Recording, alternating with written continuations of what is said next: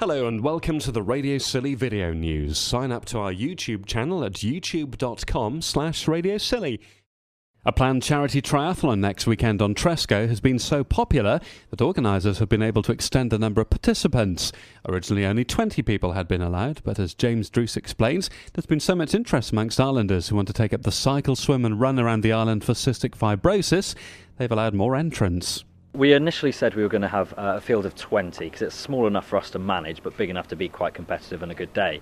But the response has been incredible. We're still getting applications in now from obviously from Tresco, a lot from St Mary's, and we're getting them in from the mainland at the moment. So we looked at the options, our insurance that we've got for the event, and we can have 30, so we've increased it to 30 now. Yeah. James says a number of athletes and people who've never attempted anything so physically exerting before have put their names forward, so it should be an interesting day.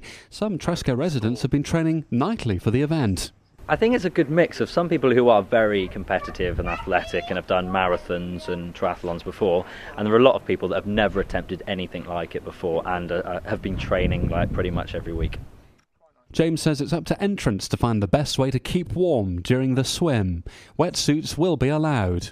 They're most definitely allowed. I think you need them with water like ours. I think the majority of people will be going for something. I know one chap, Jan, at the hotel, he's just wearing boardies and covering himself in goose fat to keep warm. And some people have gone all out and bought the tri-suits, which are very interesting to see. But there's no rule and regulation about that. You can do it if you want or not. Yeah, it's completely up to the competitor. There is no rules whatsoever. If this event works well, there could be a bigger triathlon next year.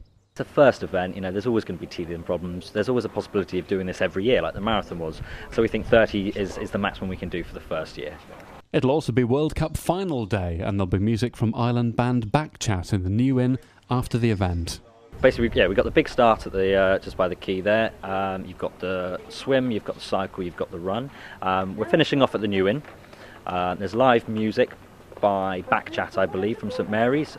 We've got a beef kebab roast instead of the usual hog roast, and you've also got the World Cup final as well.